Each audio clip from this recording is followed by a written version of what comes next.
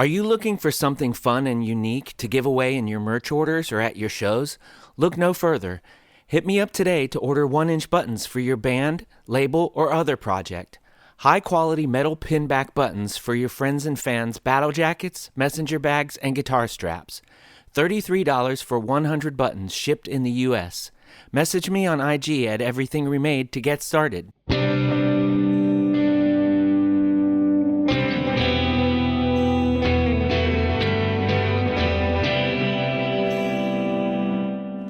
Hello, and welcome to Everything Remade, a podcast that I hope is about growth as much as it is about music. We have a great show lined up for you today, but first a couple bits of news. Have you listened to the new Komarov album?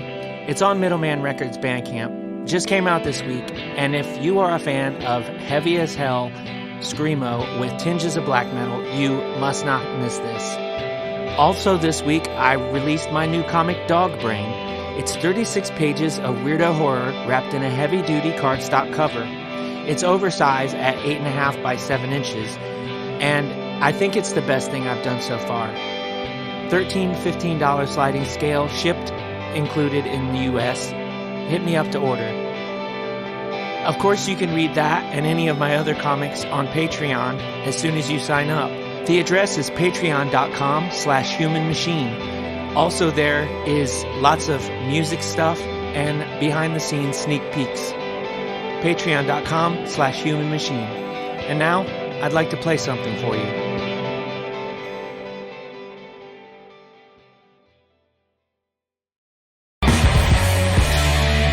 You're hearing How to Get Ahead by Stress Physicians, featuring my new pal Ben Rudolph on guitar.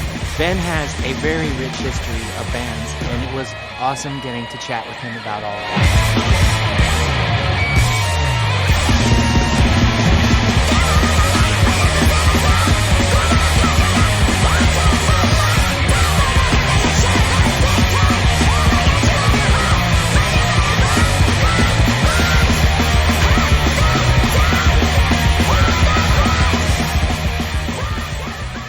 Hearing War Pigs by Black Sabbath. I was living with my uncle for a while. My dad and I were living with my uncle, and I was going through his CDs, and I'd heard of Black Sabbath, but I had never really actually listened to them. I was probably 13 at the time, and I put on a bunch of other CDs that I would listen to a couple songs. I don't even remember what they were at this point, but just kind of general pop music probably. Mm-hmm. And put that one on, and just the way that song starts, I'm sure you know it, but It's just ominous, and I just remember being like, "What the fuck is this?" And I sat there and listened to the whole CD, and then listened to it again as soon as it was finished, and I think that's if I had one moment, that's probably it. I mean, there were probably some other similar moments, but that's the one that really sticks out to me. Yeah. I mean, I also remember hearing "Smells Like Teen Spirit" when I was 9 or 10, and that being something that was similar but not quite the same. Yeah. A lot of people mention "Smells Like Teen Spirit," and it really makes a lot of sense because, as a guitar player, later on, you can hear that and you can go, "Oh yeah, this guitar, even though you knew nothing about it, it feels real accessible, doesn't it?" And it does. Yeah. It is, and that especially that song. I was chatting with our bass player recently, and we probably had the same conversation multiple times over the years. How that song just kind of gets better and better as I listen to it more and as I age. And I also went through a phase where I just thought it wasn't cool to listen to Nirvana anymore, and then very much came back to that when I realized how cool it is to listen to Nirvana. Yeah, it's weird. Because I was one of the people who I was a big Sub Pop head and everything before Nirvana really broke. I'm a little bit older, and so I remember listening to Nevermind on cassette in the back of the high school bus, and people being like, "What are you listening to?" And I'm like, "Oh, this band called Nirvana," and nobody knew who it was. And then it's not even 2-3 weeks later, and they're the biggest band in the entire world, and people were like, hey, didn't you know about this? Like, weren't you listening to this? And I was like, cool, for like 5 minutes, because, Yeah, and people being like, so what else do you like that, and I'll tell them like, I don't know what like something gross, like, oh, the meat men, or whatever. And they're like, oh, sure, yeah, yeah. yeah, Like but that's too much for me. yeah, no, no, this is weird. And you're like, yeah, it is. But, yeah, it like, yeah, I don't know, like it's there's something about that, that like, I'm sure they didn't do that on purpose. Like, let's just write this really easy song and people are going to be like inspired to make their own bands, like that's not a conscious decision or anything, I don't think. But like, even bands like in screamo and stuff, it's like bands that like write super simple songs like Spirit of Versailles or something like that, in Sure. like people really latch on to that. And I don't know, there's something there. But yeah, that's awesome. Did you happen to there was a little clip of T-Pain doing War Pigs going around a couple weeks ago. Oh Did you man, happen to see yeah, that? hell yeah, I did. That was awesome. Yeah, the pipes, like, Yeah, incredible. he crushes it, and I like that he's got like the heavy gospel band in the background. Uh-huh. Like that, I feel like that cadence for that song is perfect. Yeah. Because Sabbath are basically just a heavy blues band in the first place, so I feel like it kind of just really took it to a place where it always was meant to be, and he fucking kills it, man. It's Yeah. great. That whole record is awesome. Oh, There's I like didn't. there's like a Sinatra cover on there too. It's amazing. Yeah, huh. And he does like "Don't Stop Believing" by Journey. Oh, wow. He just crushes all of these covers. That, It's great. that's awesome. I'll have to look into that. I didn't know that was a part of a whole like cover thing. Yeah, yeah. The record cover is especially good. Yeah. Yeah. So what one other question is Sabbath related, and I feel like this is a very obvious question, but do you fuck with Dio Sabbath, or are you like a no Dio Sabbath? I'm not like a hard no, but for me, it's Ozzy till Yeah, death.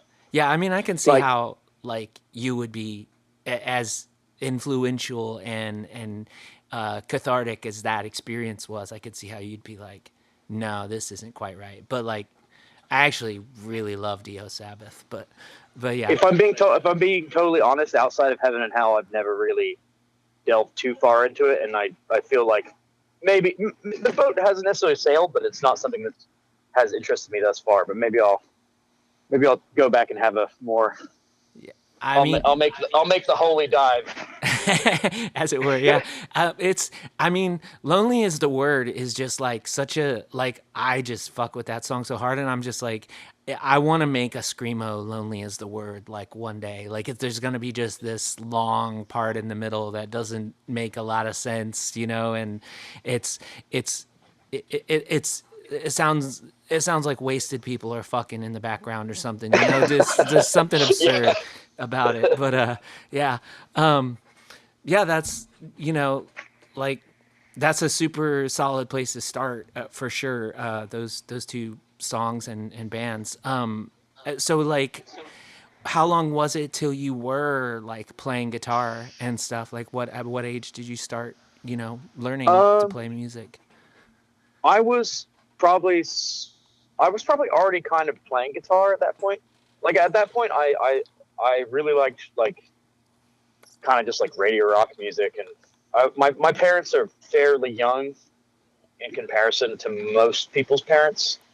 So like my mom and dad are both in their early to mid 50s now. So when I was growing up, like they were very much of the age of listening to stuff that was on the radio. So I actually loved like Pearl Jam and Soundgarden and Nirvana and Alice in Chains and all that stuff, and had already kind of expressed interest in playing guitar. So around that time I was playing guitar, but I think I learned most of Paranoid outside of all the solos, but just the riffs are so easy that I learned most of them around that time. So I think those times coincided very quickly, and I had been given a guitar for my bar mitzvah which was also the guitar that I played up until I played it in my entire previous band. I only just stopped playing it a few years ago. Oh, wow. What was it? Yeah. It's like just a Mexican Fender Stratocaster. Oh, okay. I solid stripped guitar. all the paint. Yeah, it is. You can like throw it around and it won't go out of tune. And I stripped all the paint off it, and it somehow sounds better without all that, really thick plastic paint on it. Yeah. And I still have it. I just don't gig with it all the time anymore. But yeah, I'd say that that time in my life is very much when I spent most of my time just playing guitar in my room. Like if I wasn't at school, which was a lot of the time because I just didn't go to school half the time, I was just at home playing guitar. Yeah. And was that down in Florida? That was down in Florida. Damn, you did do your research. Yeah.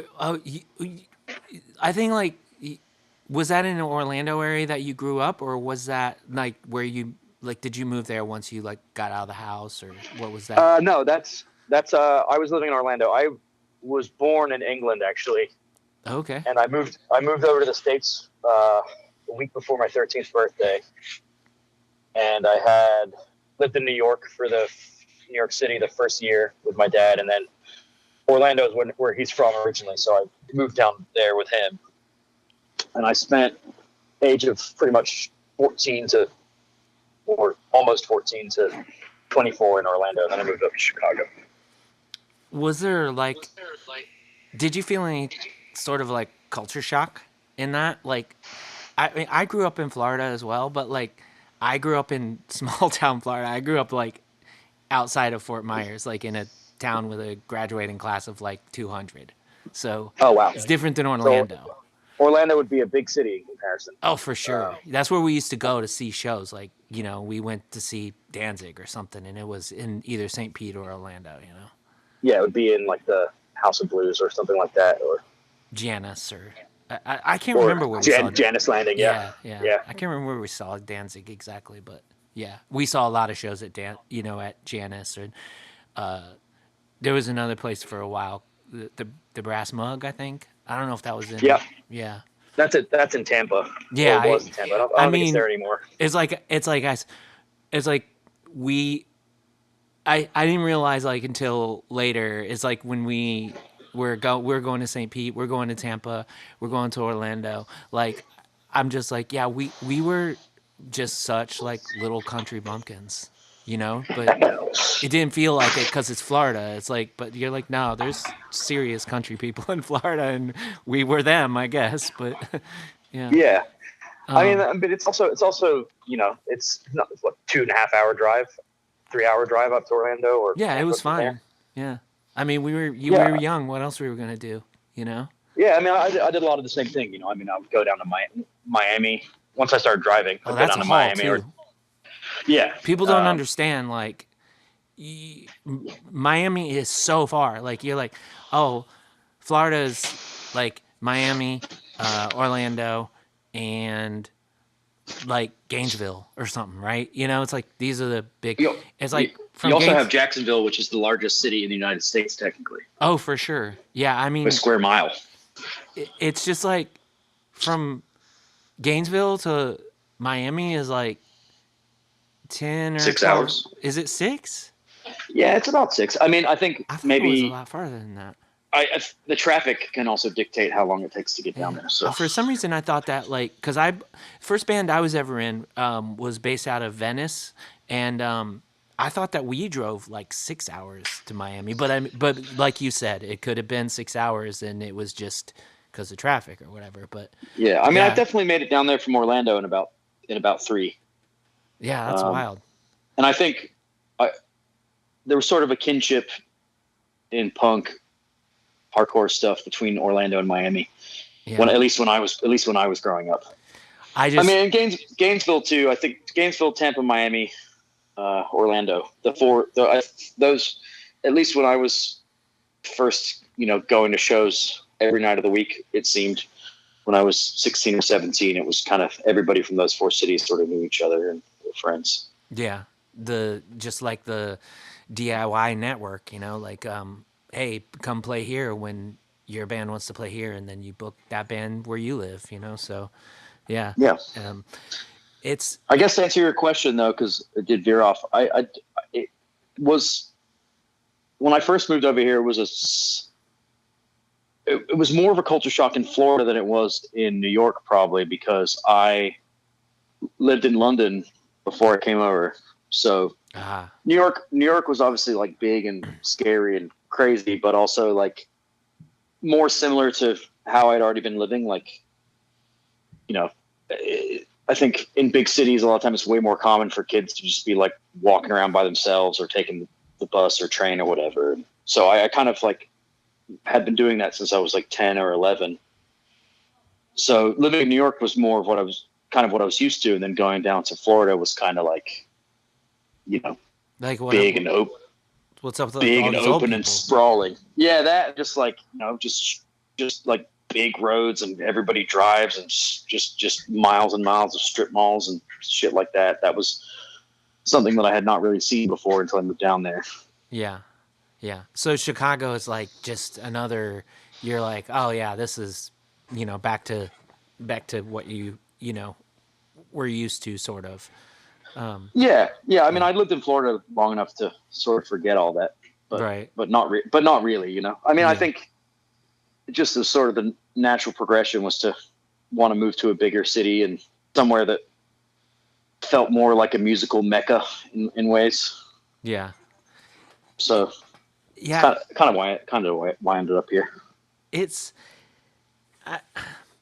I usually start like at like, okay, let's talk about like the first band you were ever in. But here's the thing: you were in a lot of bands, and I did not realize until I started doing my homework today, like just how many of them like I was familiar with and stuff. And that's also crazy to me because I feel like a lot of the bands I've been in, not a lot of people have heard. So that's cool. I guess if you're from Orlando, or from Florida, that would make more sense. Oh, I haven't been from Florida since your band. Like I am, I've lived in Indiana for like 20 something years. So like, okay. But it's just like the person who knows somebody, and like we know all the same people, sort of. It seems, but like you, like you like I'm sure it's like not your first band or whatever, but like Con, you started like that seemed to start around like 2011, and also Great Deceivers seemed to start around 2011. So Great Deceivers is like a Chicago-based band, correct? But Con was like Florida-based. So like your discography seems to. Like, I think there's even a point where you lived in Philadelphia. Is that right? Or was it just some members of a band you were in also lived in Philadelphia? So some members of, actually, I'll backtrack. Okay. Great Deceivers started as an Orlando band. Okay. We kind of all moved to Chicago together. Okay. Our singer, guitar player, Max, and our other guitar player, Russell, who also plays in stress positions with me now. They moved to Chicago about a year before the drummer at that time and myself. Now, the incestuous part about that is that drummer who we moved to Chicago with was also the drummer in Con. So there was a brief point when I was playing in both of those bands at the same time in Orlando. Okay. And then Knife Hits is the other band that you're referring to, yeah. And we also started in Orlando. And then half of the band moved to Chicago, myself and Jono, who is also the drummer of Stress Positions now. We moved to Chicago, and then the other three people in that band moved to Philly. And because there were less of us in Chicago, once the band relocated, we just kind of said we were a Philly band. And most of the time we did writing and stuff, Jono and myself would go to Philly to work on music with them because we both did like app jobs at the time. Like Jono did Lyft and I did Instacart. And that's when they would like let you work in different cities in 2015 or something like that. So we would go to Philly for, 2 weeks and just kind of like sleep on people's floors or couches while we were there and then work during the day and then have practice at night or the afternoon. Yeah, and then That's how we wrote the only Knife Hits LP that was written mostly in Philly.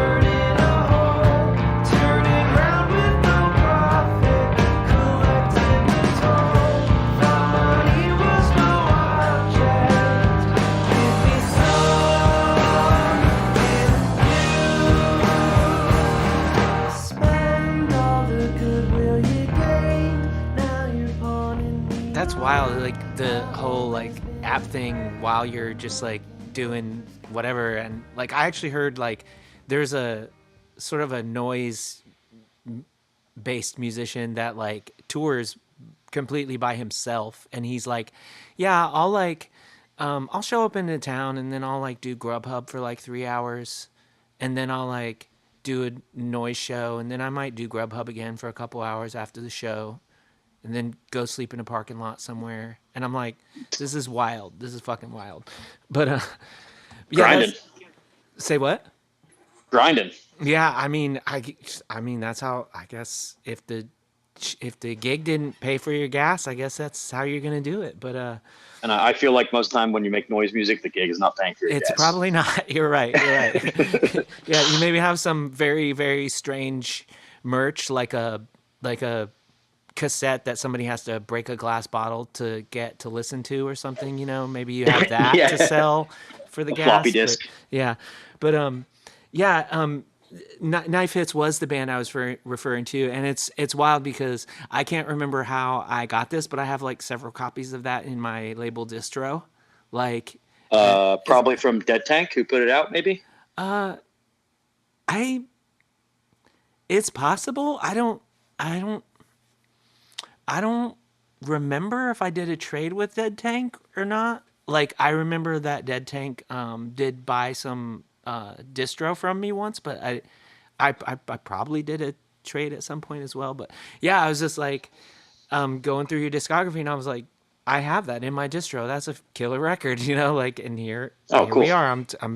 I contacted you because of something completely unrelated, and find out like, oh yeah, Great Deceivers is that other band that I catch every once in a while, like a new release or whatever, and like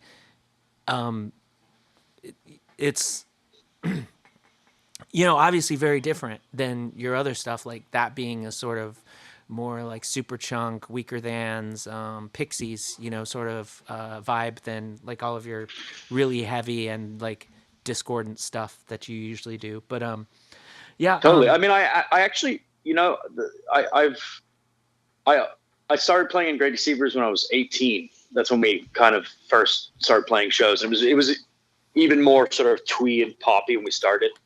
But I don't know. I've always just liked music across the board, and I just kind of always liked playing sort of polar opposite things to stay interested, you know. Mm-hmm. Like, and even now I haven't played in a band that sounds like that in a while, but I actually just started playing with some new people in a band that's closer to how that sounds. So it's cool to have that dichotomy again, I suppose. Yeah, it's a good palate cleanser. It's like I don't know, like it's I find that moving from something that even feels a little different to something, it helps me work out places I was stuck in the other thing by some, you know, logic. It's just like and I often like look at making music as a puzzle or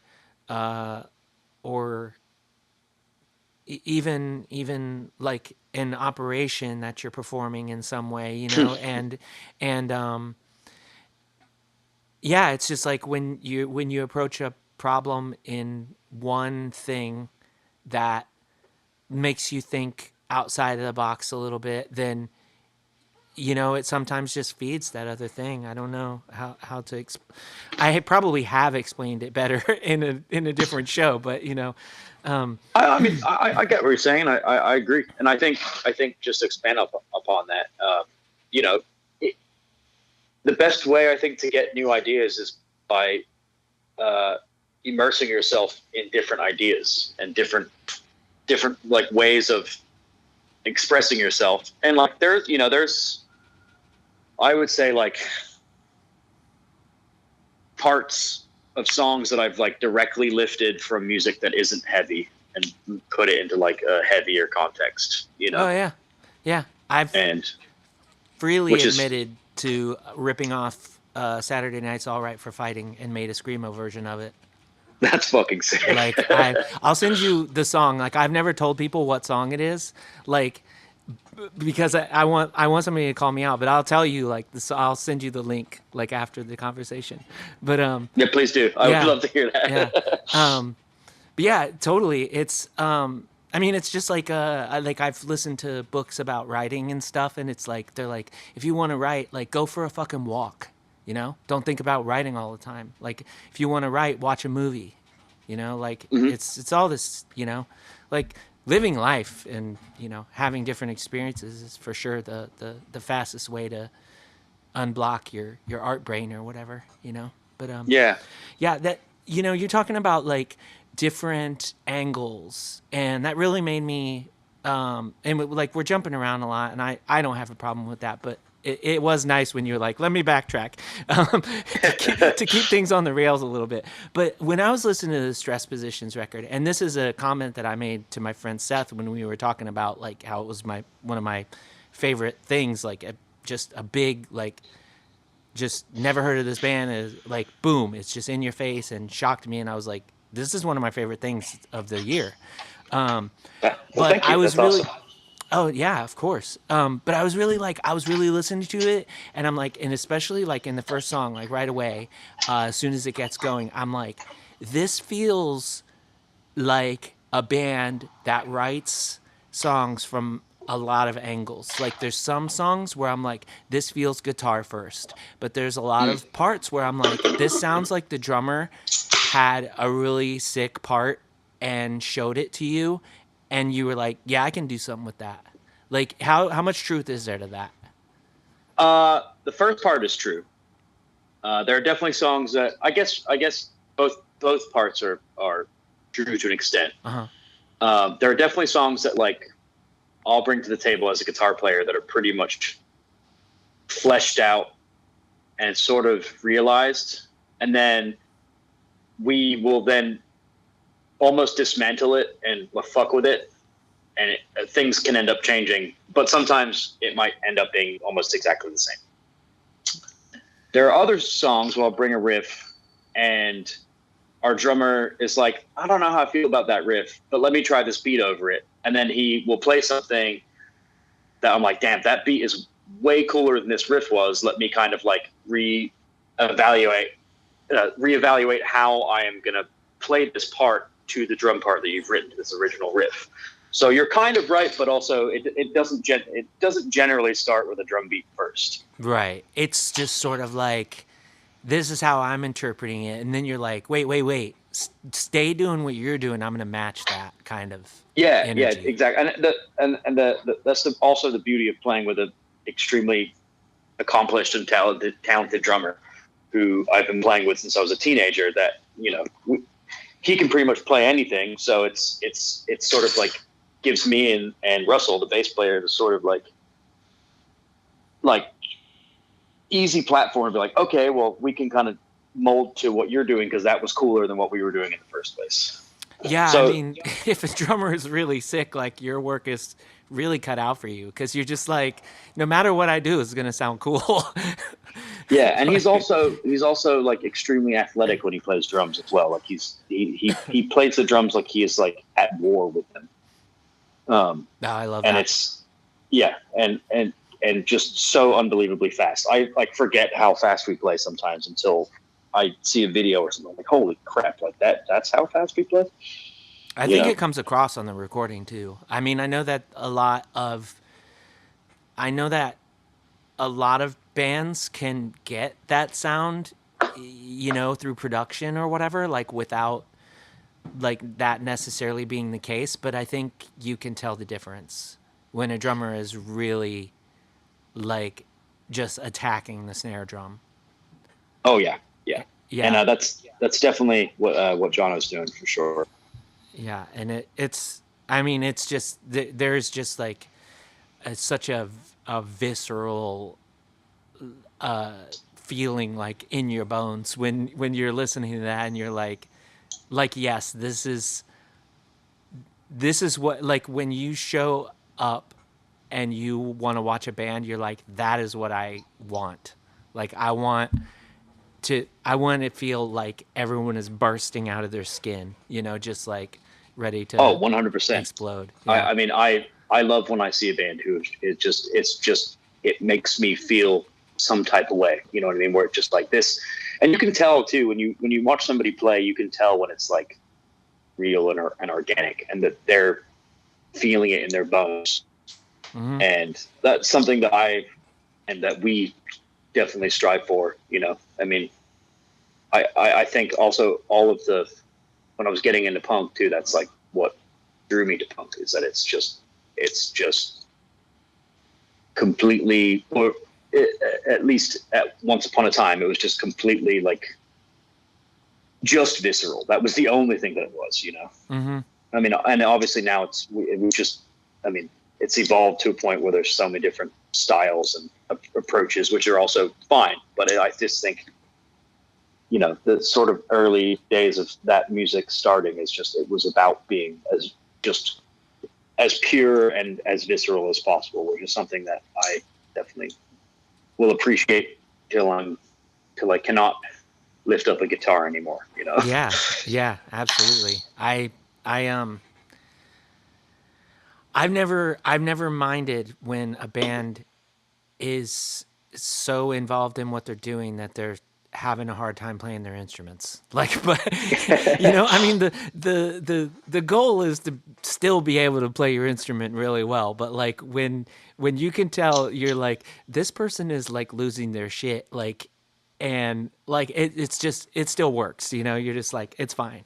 But yeah, it's wild. Like, you I was saying that, like, I when I was like digging into your back catalog and stuff, and then I'm like, your band before Stress Positions was C.H.E.W, and Correct. Yeah. that was a band that was like, like everyone was talking about this band, at least in my circles, like a couple years ago, and I'm just like, I wanted to chat with you about Stress Positions because I like that so much, and then I'm just like, oh shit, like I was obsessed with this kind of stuff like 2 years ago, when this was all that these bands like Gulch and everything like that were coming, just like bringing back this. I mean, I don't want to say bringing back, but do you know what I'm saying? It's like this new wave of hardcore was forming around bands like C.H.E.W and Gulch and other bands like that. So I think maybe in the last like 5 to maybe 8 years, there's just been definitely more hardcore and punk bands who are kind of like just trying to do some different shit while it also being simultaneously extremely intense. Like Gulch for me is one of the, they weren't reinventing the wheel, but they had something different going on, like they're awesome band. They seem like wild people too. I don't know any of that, but I don't either. Like, I've seen some videos of their shows and they look pretty ridiculous. But yeah, it's so I don't know if you know this, but Stress Positions is the same instrumentalists as C.H.E.W. We just have a different vocalists, but it's pretty much the exact same band. And the style's like night and day, though. Yeah, some people say that, and some people think that it's pretty similar. I would say it's more of like an evolution of the C.H.E.W stuff. I mean, a lot of the Stress Positions material that's recorded currently, if not all of it, was all intended to be C.H.E.W music. Really? Yeah. I would say in fact, I think I can safely say that all but 2 songs were written. At least the kind of some of the riffs were written while C.H.E.W was still a band technically. Okay. And now let me ask you, like, so from a perspective of like tone or gear, did you approach it much differently? Like, were you like, okay, Yes. this is how we're going to differentiate? Because like that's maybe the biggest thing. There's a few differences, and they are intentional to differ. I mean, one, because I think when C.H.E.W broke up, we were like, well, now we have the opportunity to like kind of like rethink stuff. Not that we wouldn't have in C.H.E.W, but I think we could rethink things a little bit more, because there were certain like stylistic things that C.H.E.W did that Stress Positions does not do. But I think there's a lot of similarities. One of the things we did was we downtuned a half step. And then the other thing was I started playing a guitar with humbuckers where I used to not play a guitar with humbuckers. And Russell, the bass player, is using a different amp and a different kind of approach to the tone on the bass. And I would say my guitar tone is definitely tighter and more focused sounding and less like jangly and all over the place. Mm-hmm. You know, I think using the word metallic is not doing the best service as to how it sounds, but I think it just sounds a little tighter. Yeah. A little bit more like aggressive. I think it's like almost like a lot of the stuff we did towards the end of C.H.E.W is kind of just like sort of that on steroids. You know? Yeah. Metallic is a strange word sometimes, but it is a good starting point for what you're describing, like the tone being. But yeah, it is wild because like, I think thinking back on it, of course, like you can see a through line, like you're like, okay, like, like you can hear the hand in it of the person who crafted this and that. You can hear that, but like it's just like reminding me of something my friend Parker said about like their bands, Two Nights and Fleshborn, and I was like, do you approach these 2 bands like much differently when you're writing? And they're like, no, Fleshborn is just 2 nights with lots of distortion.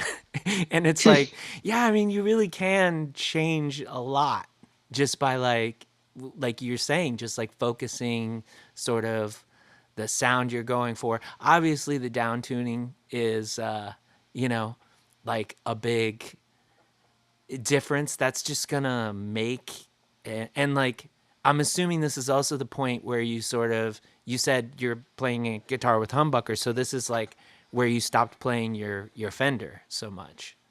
Correct. Yeah. So that will do it, because I mean I have a Strat also that I recorded one album, like I did a Strat in one side and like a hollow body in the other, and it's the weirdest sounding album we've made. it's something else, it's different, and yeah, it can, like I could see people being like thinking that was a branch off, from what we're known for or whatever, just because of that, because that does, gear does make a difference when it's a Strat versus, something like a Les Paul or even an SG or whatever. But yeah, definitely. I know if I'm being totally honest though, the thing that really separates the bands are that there's obviously different people doing vocals, and the 2 of them, Stephanie, the singer in Stress Positions, and then Doris, who sang in C.H.E.W, they're both exceptional vocalists with a lot of dynamics and an approach that is maybe not necessarily super traditional for that kind of music. So that's where they have similarities, but like their deliveries and lyrical content are pretty different in some ways. I mean, there's definitely some general themes that are pretty present in both bands, but Sure. I'd say that the difference between them is pretty stark. So even though it's the same canvas for them to sing over, it's obviously very different people, kind of approaching the same musicians and the same kind of music. So I think that obviously is probably the biggest difference, really. Yeah, for me. yeah. I was merely speaking like purely from the instrumental, point of view. Like the, I think that, but certainly both vocalists just like the there's just like a lot of like original like delivery. Like it's really atypical, it feels atypical, both of their deliveries. And like they're both very it feels deliberate and charismatic as well in both cases. Yeah. But yeah. And they're both fucking pissed. Yeah. I mean that's the most important thing. But yeah, that's yeah. Yeah, how are you gonna not be right now, But Exactly. yeah. Exactly.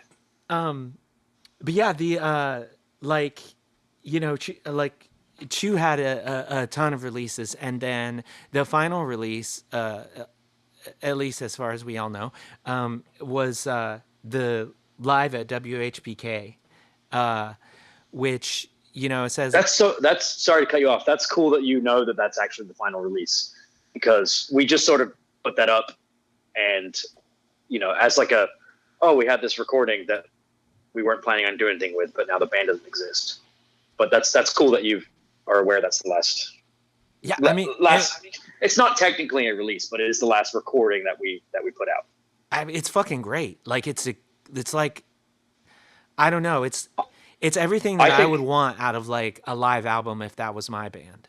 I think that recording is the best representation of that band that exists. That's awesome to hear that. I think, and that recording was done, like you said, at WHPK Radio with a mics that were set up in about 30 minutes, and the person who mixed it barely did any mixing while we were actually playing. And we had just got back from like a month-long European tour, so it was the tightest band ever was. Yeah. And Russell, our bass player, ended up mixing it once we got the files for it. So it is produced in a way, like he did spend a good amount of time mixing it. Oh, for sure, but I do think it's the best representation of that band. Like that sounds like how we were never quite able to capture how that band sounded as well as we would have liked, I think. Yeah. I think we learned a lot of lessons as far as like how we want to record and how we approach recording and stuff.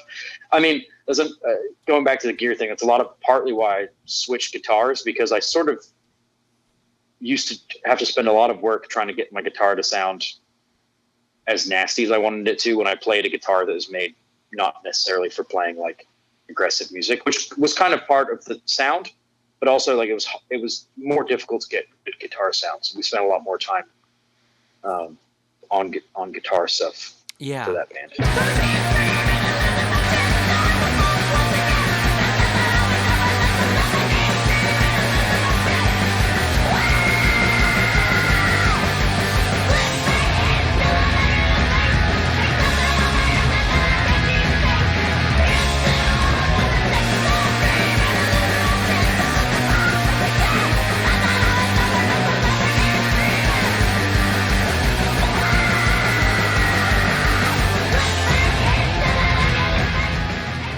Hardcore with a Strat has a unique quality that is like you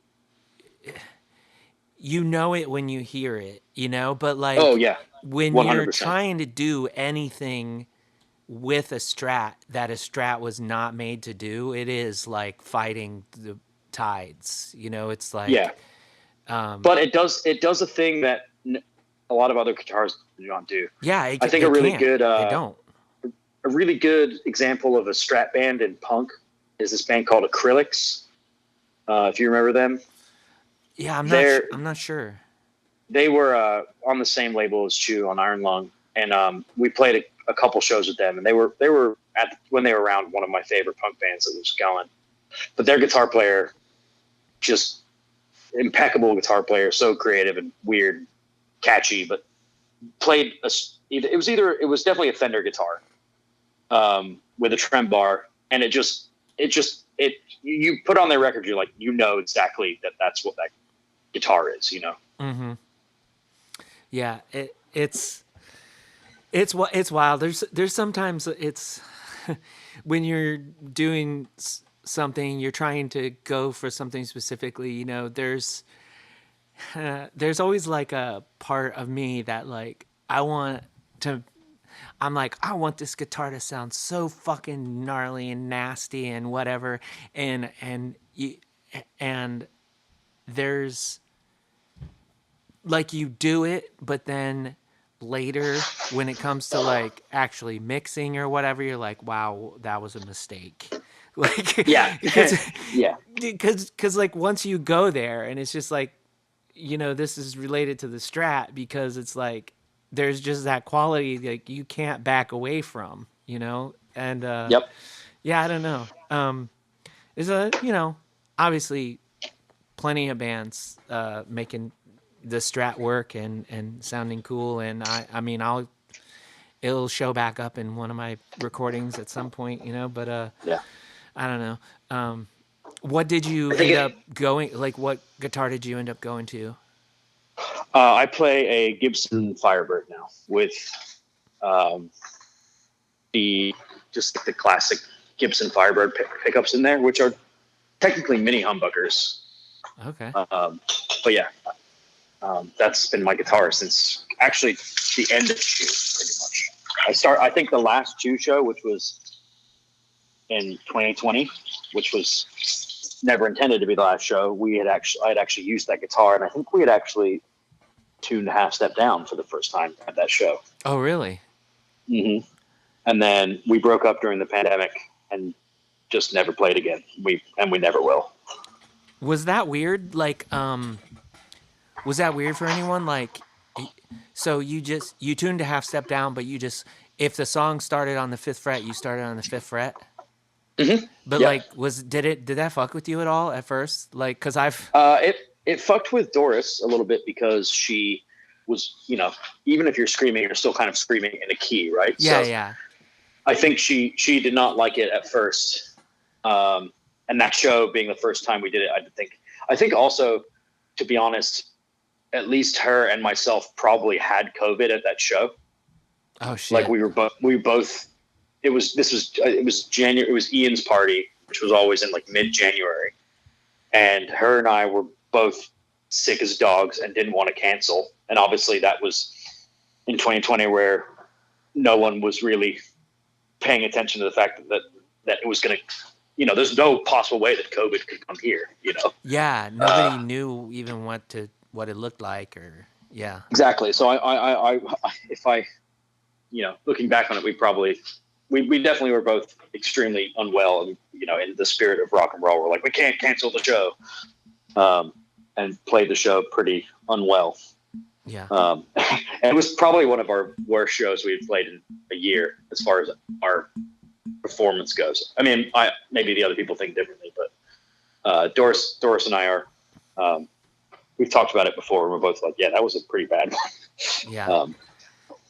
Yeah, it would be. It's from a vocals perspective, like if it was difficult for the person to always be in that higher, slightly higher, or whatever register, then dumping down would be a relief. But if that's just where you went automatically, then it would be like you'd be like, what? Now I have to consciously sort of downshift. I also think it being a half step versus a whole one kind of makes it difficult even as well. Weirder. Yeah. Yeah. I mean, obviously when Stephanie started jamming with us, we had already been all the songs were already in that key. That's, So yeah. when she came in, it was like, okay, these are just key songs. Yeah, this is just what it is. Yeah, for sure. Mm-hmm. Yeah, it's yeah, it's just like I have a couple projects, and one of them it's like I'm in D standard, and in a different one I'm like drop C, and in a different one I'm E standard, and it's like occasionally just like pick up a guitar and not really remember what I just had it tuned in, like, and be like, oh, that sounds weird as hell. Like, that's not what I should be doing with that. Yeah, which is obviously it's horrible for your guitars. I don't recommend it, but I don't have any, like, I do have a guitar that's my baby. I love it. But it's still a $200 guitar. It's just very, my wife gave it to me 20 years ago, so it's like very sentimental. Yeah, they're all $200. All my guitars are $200 guitars. So like, don't at me for like, yeah, sometimes it's tuned in this and sometimes it's tuned in that. Yeah. It is what it is. But yeah, it's a good thing they didn't record that show. We could leave it at that. And everybody that has not listened to that live at WHPK, like, definitely go download that now, because that is it. Like, it's perfect sounding, in my opinion. Thank you. That's really kind of you to say. That especially, like, I'm far enough removed from it from where just hearing that kind of stuff makes me feel really good. That's awesome. Yeah. So we've obviously been talking about Stress Positions, and the album Harsh Reality, it came out in December. It was like sort of one of those, like I said, like I saw y'all were either going on tour right after the album came out, or you were just doing some touring right before. So I had been seeing the name around a lot. And then of course my pal Daniel had done the album artwork for that. And that's so cool. Daniel. I think that's immediately what put it on my register was, Daniel being like, oh, I can finally share this artwork that I did. Yeah. And, but like, I love their art so much. Yeah. Just they like such a unique visual style. Like it's so recognizable, and he's done art for so many different bands now. Yeah, you can instantly pick out his art as soon as you see it. You're like, oh, that's Daniel Harris. Like, yeah, and I just think he continues to get better and better. It's wild too, because just, like, you think, like, like, collage as a medium, like, there is absolutely the potential for anyone to have such a distinct and, like, unique voice, like, as any other medium. But like, Daniel is just one of those people, like, they just really nail it. Like, and you are absolutely correct. Like, when it's their piece, like, you can just tell. Yeah. Mm-hmm. But yeah, so that was released, but like, it doesn't say on the label Bandcamp page, but and I could be wrong, but that was released by 31G. It was, yeah. That's wild. How did that come about? I sent them an email, a cold email through the portal in their website, which is shocking that actually worked. Wow. Yeah, I mean, I can't tell you how many record label email portals I've submitted music to in the 20 years of playing music, but I mean, I guess technically the same thing happened with Iron Lung when they put out the Chew stuff, but that was a little different because the folks who run that label actually knew who we were and already distroed some of our records, and we knew that, but we weren't on a first name speaking terms with them. Right. I mean, we had like met each other before, but like we were definitely not friends. We've since become friends, but so that was a little different. That was more like, hey, like you've distro our records, like, do you want to put out our LP type thing? This one, the 3-1G thing. I mean, we would have been very happy putting out a record on Iron Lung again because they're amazing, and they have sort of got to the point where I think their taste is sort of always changing, but still very much very much them. And I think we just wanted to try and go a different direction. I don't think 3-1G is necessarily like a step up or step down. It's more like a lateral move.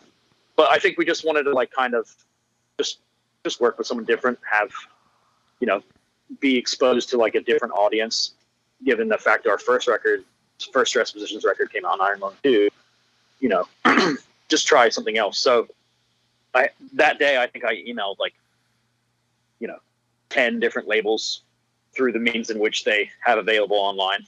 Some of them just have like portals the same as 3-1G. Like I messaged like Sacred Bones and shit, just like knowing they'll never get back to me, but like, well, might as well try.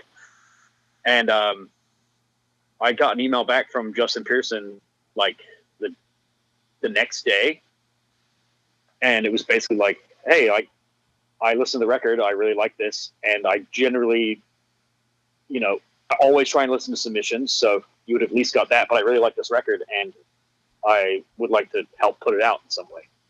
And that was just kind of shocking because, I having never met somebody, sending them a cold email, you're not really expecting an email back. So it was pretty cool that he not only listened to the record, but also liked it enough to actually consider wanting to help us put it out. So that's kind of how that started. And since then we've become friends, and they've been great to work with. And it's, I mean, he's somebody who's been making music and involved in DIY for almost as long as I've been alive. So yeah, no, the Locust played in my old basement in like 1999 or something, 2099, somewhere around there. So yeah, I know.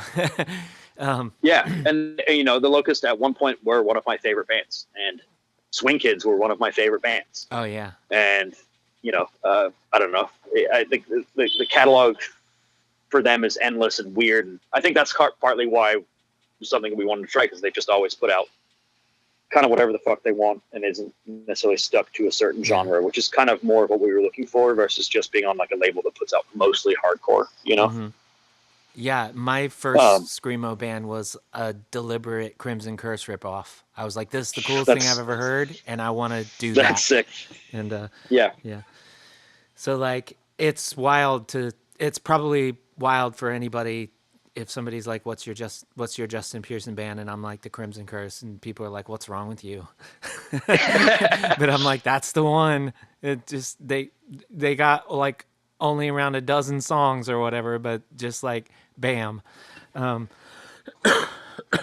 yeah, that's awesome. And I mean, it's like you said, like lateral, and it just, I mean, to me, like they were always the weirdo label back in the day, and like that's what I'm all about. I'm like, we're weirdos. Like, let's do weirdo shit. Let's go for it. But so it's it's wild. Just like I said, like your back catalog is amazing, and I think that anybody who hasn't checked out,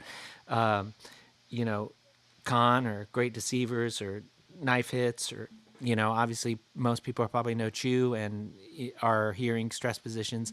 It is funny that you mentioned Con, actually, because it's not one that people generally mention when it's talking about bands I was previously in. It's certainly the one that I had not heard of, and I did go and and listen through, and I'm like, yeah, I mean, I'm only on the second record. I was the vocalist on the second record. Oh, okay. It's like it all makes sense to me, because like you mentioned, you have your like tastes from one end of the punk or indie or metal spectrum to the other, and I don't know, it always makes sense to me when you're like, okay, yeah, so like somebody would go from a band like that sounds like not, I don't think Con specifically sounds like that, but it's like, Behold the Octopus or something, and Sure, yeah, to a band like Stress Positions, like that makes sense to me, where it might not make sense to a lot of people, but like, yeah, I think people should definitely, go through and check out all that. I mean, that was always my favorite thing, like when I was a kid, and and and then you hear Minor Threat, and then you're like, this person's also in this band called Fugazi, and then like the next thing you know, you're like, what were the other people from Fugazi were from? And then he Rites of Spring, and then you're like, oh shit, and your mind just starts getting blown. And I hope people actually to sort of like circle back too. I just remembered, because I don't know if you looked at Discogs or something, but I don't know if it's up there. But we were talking about Daniel. I actually played bass on the first Vivian K record too. Oh, really? Mm-hmm. That's awesome. I didn't know that. Yeah. And we've played with Yeah. Vivian K lots of times. But yeah, they kind of like, they kind of never really had like an actual, like, were you in the band, or did you just play? I think I played. I recorded that EP, which is called Vivisections. Uh-huh. That's when they first moved to Chicago. And I think realistically, I was just too busy with my other two projects and couldn't commit fully to it. And then that was around the time that Cass, who eventually played bass for them, moved to Chicago, and she ended up playing bass, and that's when they started really touring. So I don't think I ever played any out of town shows with them, but I definitely played at least 4 or 5 shows in Chicago with them. Okay, because I think that we played all our shows with them, well, like while they still lived in Florida, and I don't think I'm gonna, I'm gonna go out on a limb, but I don't remember them having a bass player when we played any shows with them, because actually, now that I think about it, they did have at least one album where it was just Danny and Jesse before Vivisections. Maybe Vivisections is the first one where they had a bass player. Yeah, possibly. It's like, yeah, I just, I remember like that not being the case, that they had a bass player, and then like you said, like they moved to Chicago, and then it was kind of like, oh, okay, yeah, this makes sense, because they were already playing in bands with Cass and stuff. So yeah. Yeah, that's awesome. And Vivian K, like, just like a lot of fun, like great band. Yeah. So as we sort of wrap up, like, I say this all the time, is like, you want to chat with somebody because they just released a thing, but then there's always the part where you sort of have to ask, like, what's going on in the future? Like, are you are y'all just like, we're so stoked to have this album out, or are you like already like halfway into a new album? Are you working on like, booking more tours, or have any shows to announce? I guess the full update would be, we're still very stoked on the record, even though we've been playing those songs for 3 years now. Those songs were also recorded with the first record that we made. They recorded all in the same. They recorded all in the same session, and then we broke up the material, and they were mixed by different people and mastered by different people, so they would sound different. But they're from the same session that was in 2021. So we've been playing all of those songs, since mid 2020. But still very stoked that the record is out, and we're touring the West Coast. We leave on April 8th to start that one. It's like 3 weeks out there. And then we'll be doing a short East Coast tour in June. We're playing Break Free Fest this year, which we're all very excited about. Oh, awesome. In Philly. And then as far as the U.S. goes, we won't be doing anything else really outside local or regional stuff before the fall, when we go to Europe for about 3 weeks. That will be the first time for this band. So also extremely excited for that. But as far as other stuff goes, we just wrapped up recording on a new EP a week ago. And that's being mixed right now. It's just a six songs, 12 minutes, I think. So it's pretty short. Hell yeah. But we're pretty stoked to just be able to play some new stuff, pepper in some new stuff. Like I said, we've been playing the other material for a while, but it's also, I mentioned earlier about how a lot of this material was all C.H.E.W stuff. The new stuff that's on this next record is the first batch of songs that is completely written with that didn't have the previous band in mind. Mm-hmm. So these are the first. I mean, there was a couple of Stress Position songs, I guess, that were written, kind of finished later, but for the most part, the riffs were written when C.H.E.W was still a band. So these are kind of, for us, like, exciting because they're all material that we've worked on together from the very beginning.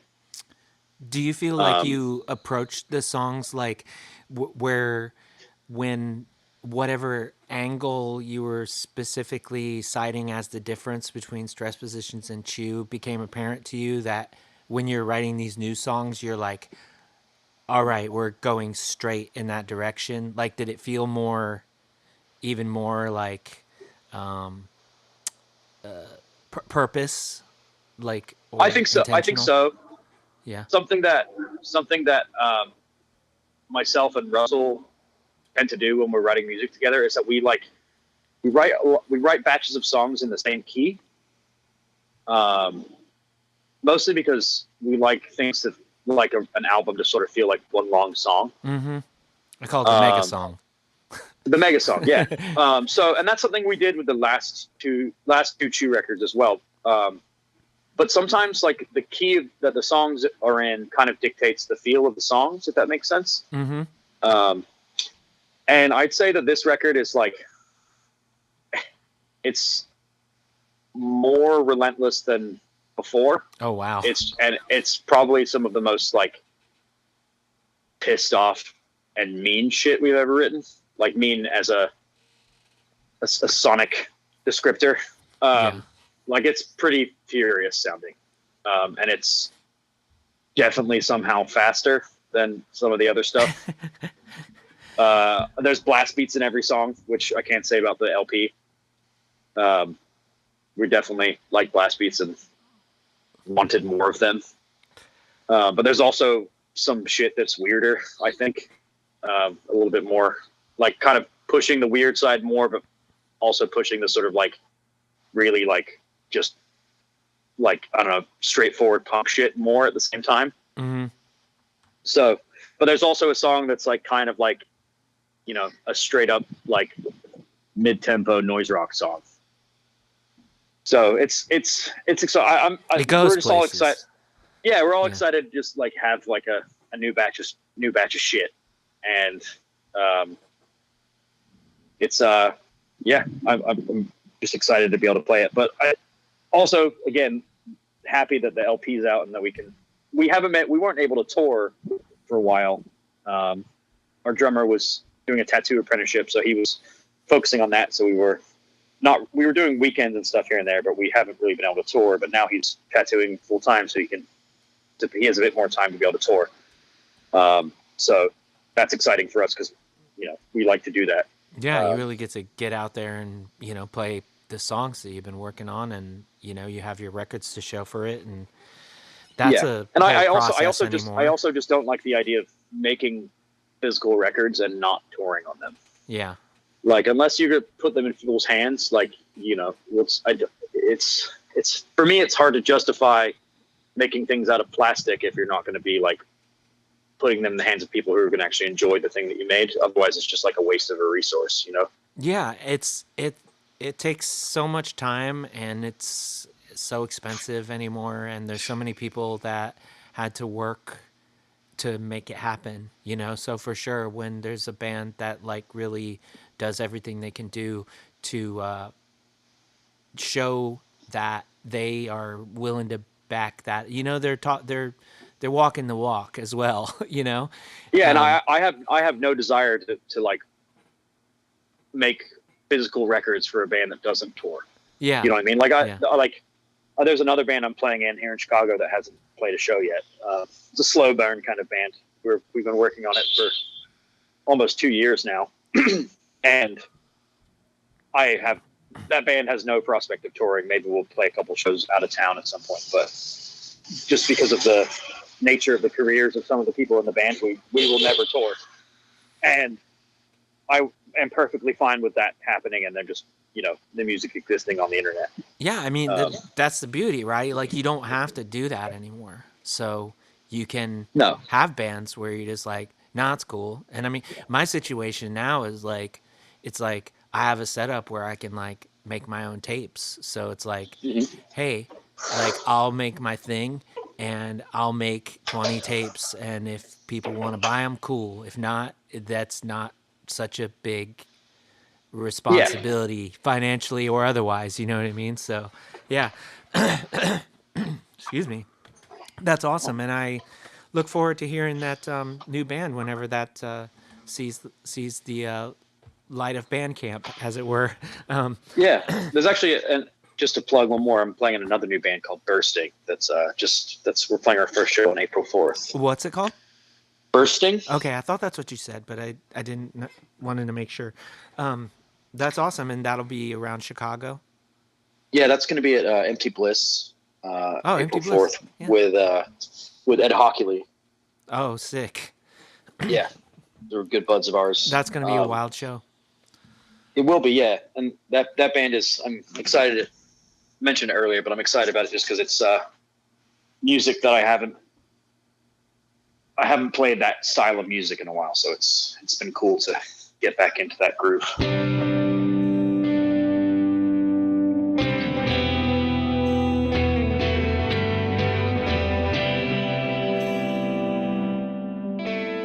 And that was my conversation with Ben Rudolph. Thank you so much, Ben, for taking the time to chat with me. Thanks to all of y'all for listening wherever you are as well. Make sure y'all dig into Ben's back catalog of music, as you are sure to find something you'll like. And speaking of back catalogs, did you know that you can download the entire Middleman Records discography from Bandcamp for something like $20? It's a ridiculous amount of music and podcasting for the price. Like, it's like 10 cents an album, and that's not including the nearly 200 episodes of podcasts that you'll get as well. That's middlemanrecords.bandcamp.com, of course. Anyway, until next time, take care and do good things.